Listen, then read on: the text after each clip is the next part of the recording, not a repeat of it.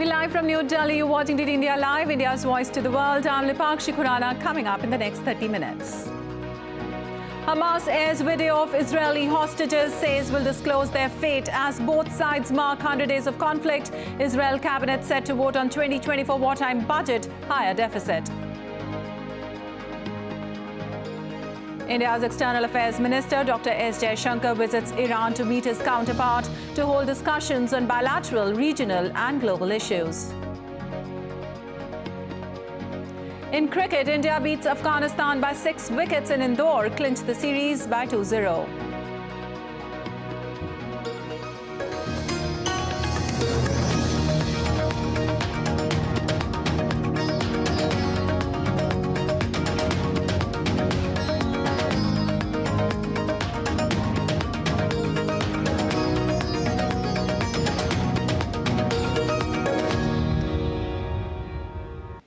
Monday is day 100 of the Israel-Hamas conflict. Hamas has aired a video allegedly showing 3 Israeli hostages it is holding in Gaza. In it, the hostages could be seen appealing Israel's government to stop its offensive on Gaza and enable their release.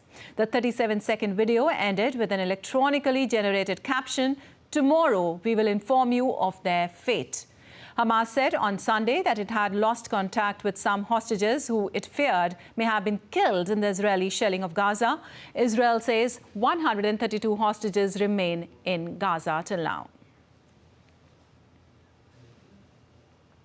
Well, thousands of Israelis continue to call for an immediate return of the hostages. Despite pouring rain, families of hostages were joined by thousands in a 24-hour-long rally in Tel Aviv on Sunday, dubbed 100 Days of Hell. The rally ended on Sunday night, local time, in a Tel Aviv plaza that became known as the Hostages Plaza. They urged Israel's Prime Minister Benjamin Netanyahu to enter another truce or even call off the conflict. But Netanyahu has vowed to fight on until Hamas is destroyed, which he argued would enable the hostages' release. Meanwhile, the fighting continues despite calls for peace. Trent Murray has more from Tel Aviv. Certainly what the IDF is saying is that it's continuing its operations on the ground in Gaza at the direction of the government, trying to achieve the war goals set by Benjamin Netanyahu. Those war goals, let's just remember, are to crush Hamas and to demilitarize the Gaza Strip. Now, we have seen reports of heavy combat on the ground between the IDF and Hamas militants. We've also heard from the Hamas-run health ministry that 125 Palestinians have been killed in the past 24 hours. So I think there is certainly no indication right now from the Israeli side that this military operation will stop anytime soon. In fact, what we heard overnight from Benjamin Netanyahu, the Prime Minister, was that he has indicated to Cairo that the Israelis will soon begin a military operation to take control of the Rafah border crossing. Now, you need to remember that is the crossing that connects Gaza with Egypt. The Israelis say for their security, they now want to take control of that crucial border. We know that in Egypt, Hamas has been speaking via mediators there with an Israeli security delegation, which travelled there earlier this week. Both sides still appear quite far apart on any sort of agreement, but certainly for those families of the hostages, they're hoping those negotiations may yield some positive results. We also saw Qatar announce a deal that it struck to allow prescription medication to be given to the hostages via the Red Cross. We need to remember many of them being held by Hamas are quite old and elderly and have medical conditions, and the families here have been very worried about the fact they're not getting their medicine. So seemingly a glimmer of hope that that medicine has been delivered in the past 48 hours. But aside from those two diplomatic negotiations, we're not seeing any sort of positive sign from Hamas or Tel Aviv that they're on the verge of any sort of humanitarian pause in the immediate term. Well, U.S. fighter aircraft shot down an anti-ship cruise missile fired from Yemen towards a U.S. destroyer operating in the southern Red Sea. It follows a series of U.S. and U.K. airstrikes on Houthi targets in Yemen that have drawn threats of a strong response from the Iran-backed Houthis. But no injuries or damage were reported. The Red Sea crisis has added to the anxieties over a wider conflict in West Asia.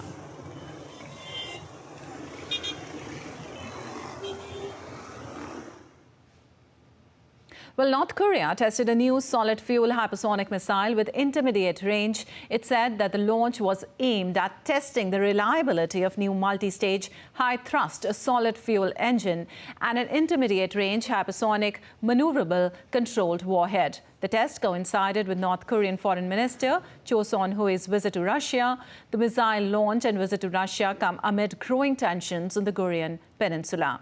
A series of intercontinental ballistic missile launches, the launch of a first military spy satellite, and Pyongyang's deepening ties with Moscow have all worried the US and its allies.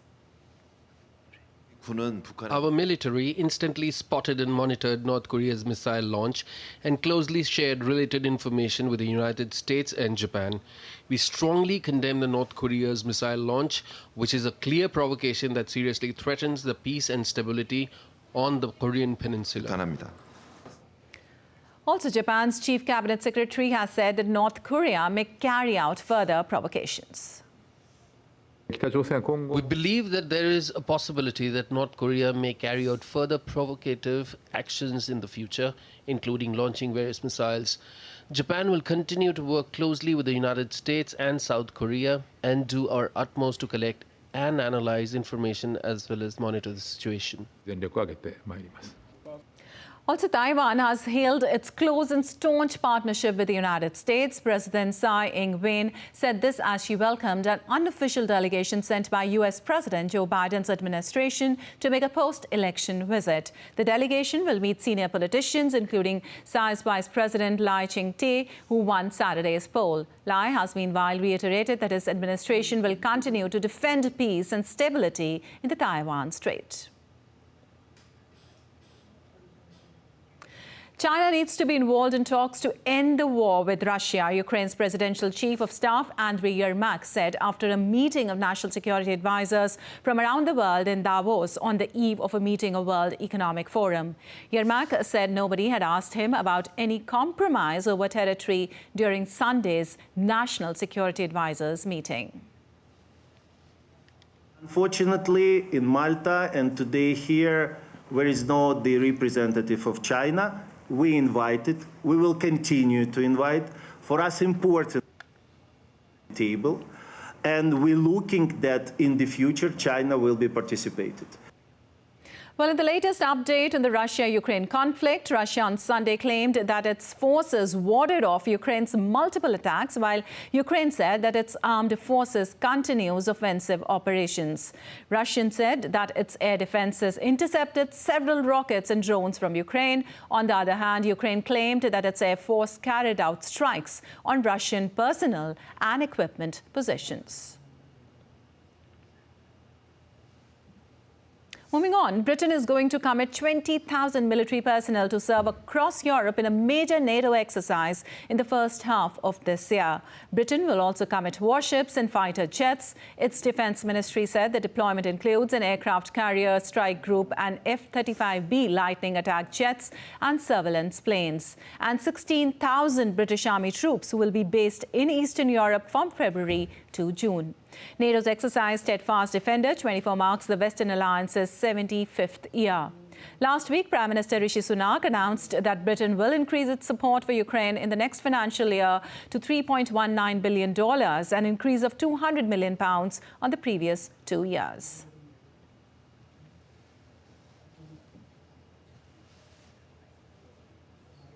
Well, after months of campaigning, the Republican candidates vying to unseat President Joe Biden in November are facing their first formal test from voters. And Monday marks the first time Republicans in any state get to have their say, ahead of which hopefuls are busy making their final pitch to caucus goers in Iowa. Meanwhile, weather has provided to be a major obstacle for the candidates ahead of caucus night. William Denselor reports from Iowa for more. As you can probably see, it is freezing cold in Iowa. The temperature's down at over minus 20 degrees Celsius. However, that is not deterring people to come and listen to former President Donald Trump just behind me at Simpson's College, about an hour away from the state capitol in Des Moines. It's the final opportunity for the various Republican candidates to make their pitch to Iowans, for them to come out and caucus for them ahead of Monday's vote. The candidates for several days have been busy going all around the state to make that pitch to voters why they should be their pick to be the Republican nominee to face off against Joe Biden in the presidential election later this year.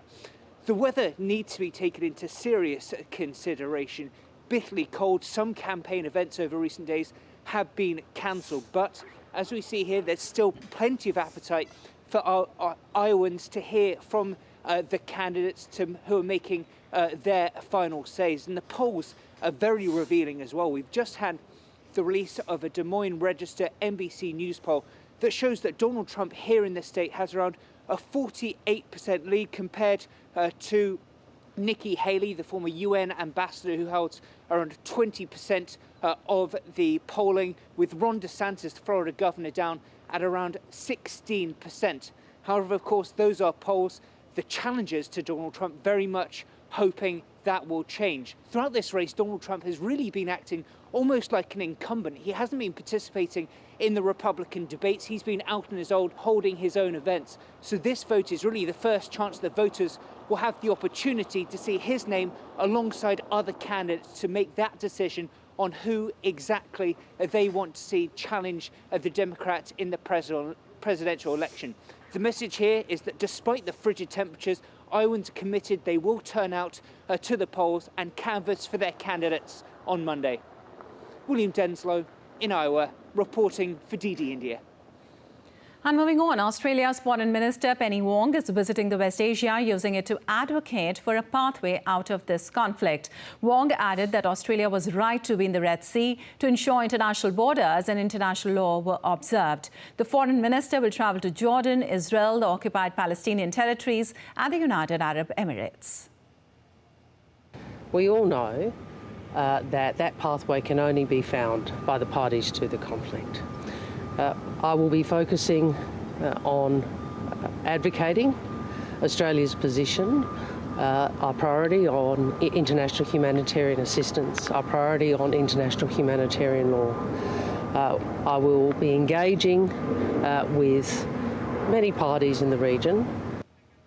Well, Ecuador authorities have arrested 6 suspects, including a 17-year-old minor, after an explosive attack on Saturday against police facilities in Guayaquil.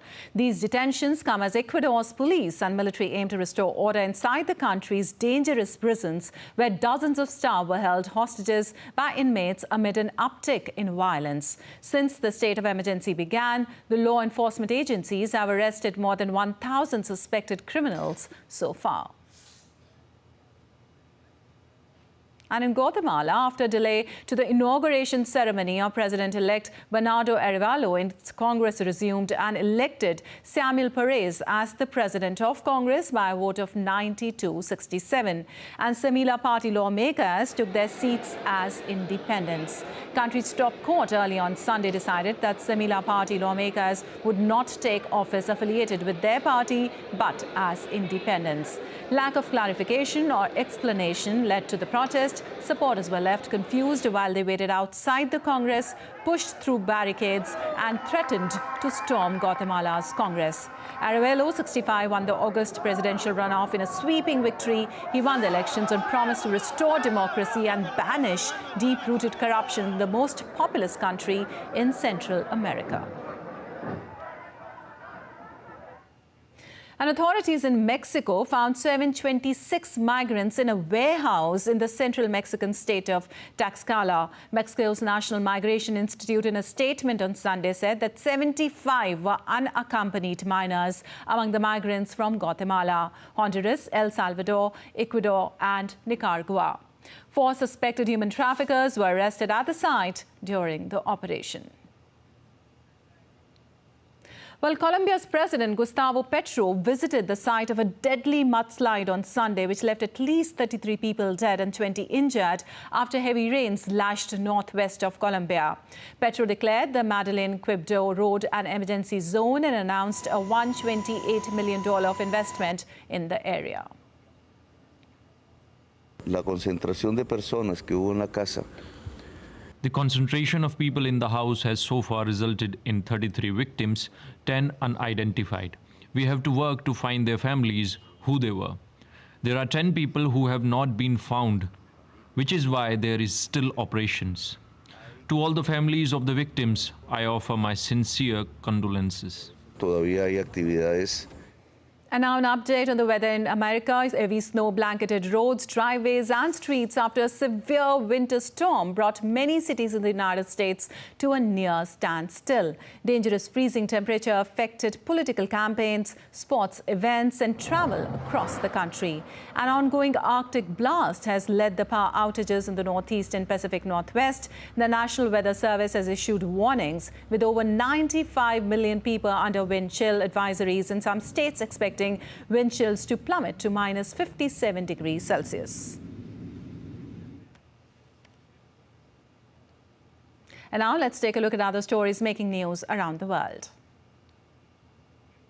Chicagoans on Sunday woke up to the sight of clouds of water vapor hovering over Lake Michigan as dangerously freezing temperatures swept across much of the United States.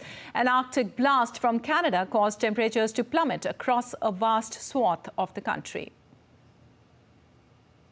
Hollywood stars gathered at the 29th Critics' Choice Awards in Santa Monica in California on Sunday. Historical drama Oppenheimer won top honors, including Best Picture and Best Director. The Critics' Choice Awards are voted on by the Critics' Choice Association, a group of broadcast, radio and online critics and entertainment journalists.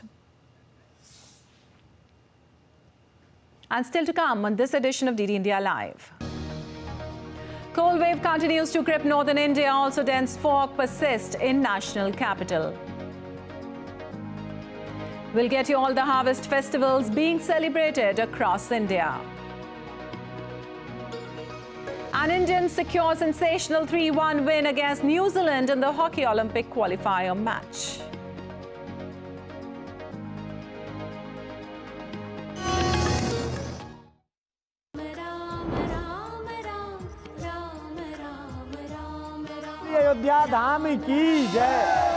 This is Dashrath Mahal or Dashrath Palace, which is thought to have served the home of Lord Rama in his younger days and also served as a capital of King Dashrath. Ram राज्य पूर्णतः 22 जनवरी को वापस आ रहा है हम लोगों में एकदम हर्ष उल्लास है। जय Shri Ram.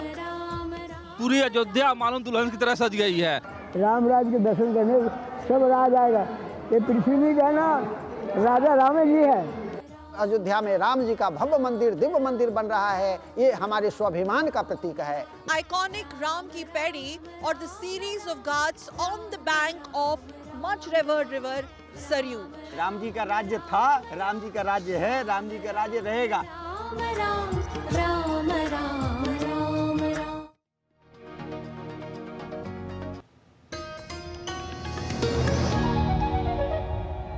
Welcome back. You're watching DD India Live. I'm Lipakshi Khurana and moving on. India's External Affairs Minister S. Jaishankar is on a two-day visit to Iran commencing on 14th of January. Discussions with the Iranian counterpart include bilateral, regional and international matters. The meeting on 15th of January focuses on the Red Sea security situation, gaining significance amid the Israel-Hamas conflict and Houthi threats. India closely monitors Red Sea events, intensifying maritime security operations. Jaishankar's recent phone call with the U.S. Secretary of State Antony Blinken underscores global apprehensions about the Red Sea situation. An Indian Army is celebrating the 76th Army Day with a grand parade in India's Uttar Pradesh's capital city of Lucknow. The parade is witnessing 6 marching contingents, military band comprising of 5 regimental brass bands and 3 pipe bands. Artificial intelligence is being used to judge the best marching contingent, pipe band marching contingent with brass band. The President of India, Draupadi Murmu, who is the Supreme Commander of the Armed Forces, extended felicitations to Indian Army on the occasion.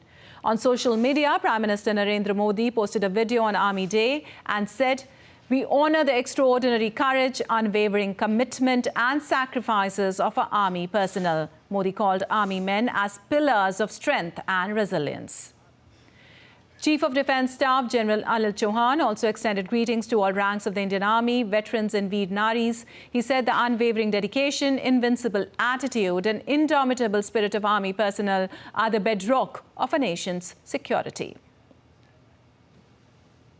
And moving on, cold wave conditions continue to grip northern India, including the national capital, New Delhi. The India Meteorological Department has forecasted that cold to severe cold wave conditions are likely to continue over the plains of northwest India during the next 3 days, with minimum temperatures in the range of 3 to 7 degrees Celsius over most parts of Punjab, Haryana, Delhi and Uttar Pradesh. Dense to very dense fog conditions are also likely to continue over North India during the next 4 to 5 days. The Delhi airport has issued an advisory for passengers requesting them to contact airlines before travelling. At least 168 flights leaving Delhi were delayed and 56 flights were cancelled on Monday morning due to low visibility. At least 18 trains to Delhi from different parts of the country were running late because of dense fog. Well, January is a month of harvest festivals in India. With the country being a powerhouse of agriculture, the festivals related to the harvesting of crops hold great importance and are celebrated with festive fervour. DD India's Antara Sinha gets you this report.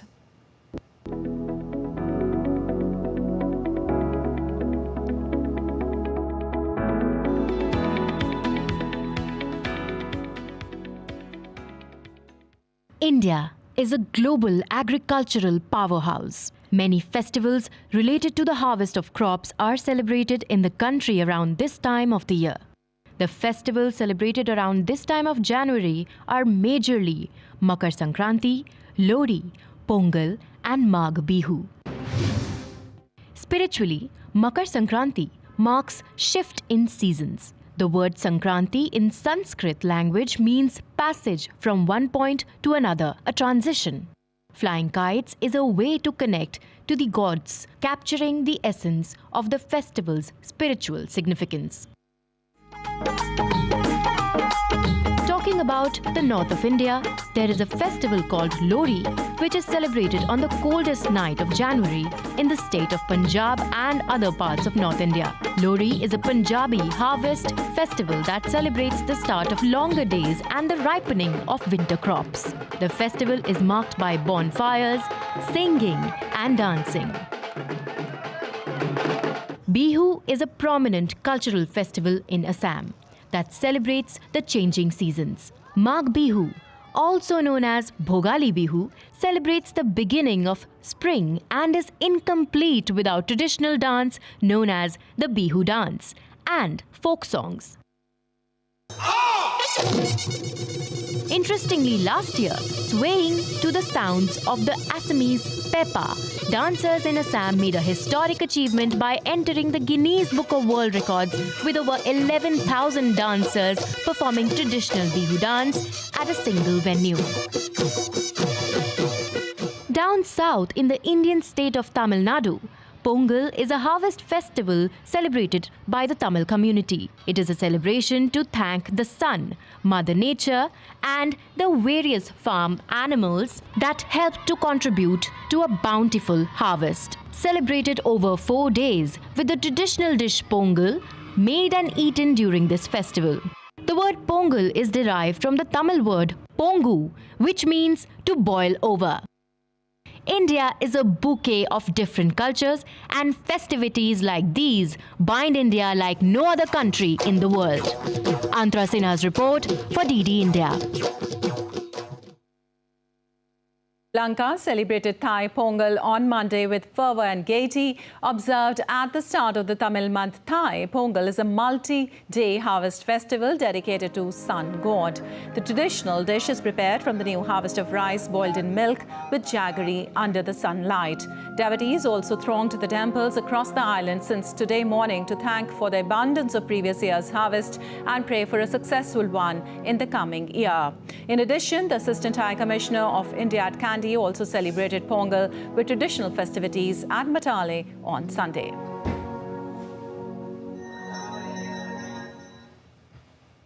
Moving on, we now get you some special stories from Ayodhya ahead of the grand opening of the Ram Temple on the 22nd of this month.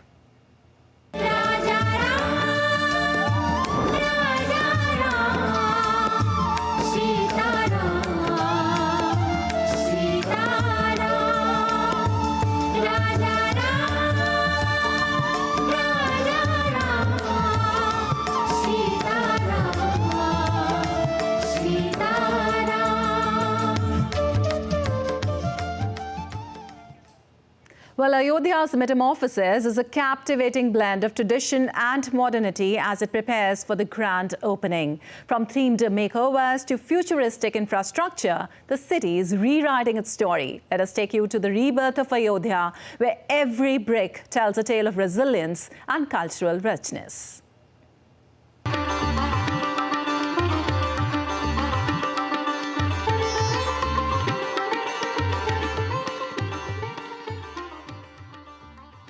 Welcome to the grand transformation of Ayodhya, where ancient history meets modern rejuvenation.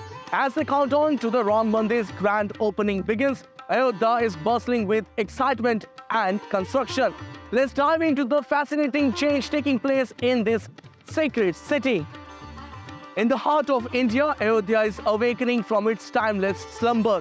Over 3,000 structures along the 12-kilometer road to the Ram Mandir are undergoing a spectacular makeover.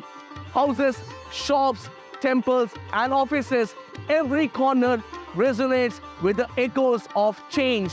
Behold the future. Ayodhya is not just getting a facelift, it's receiving a modern infrastructure makeover.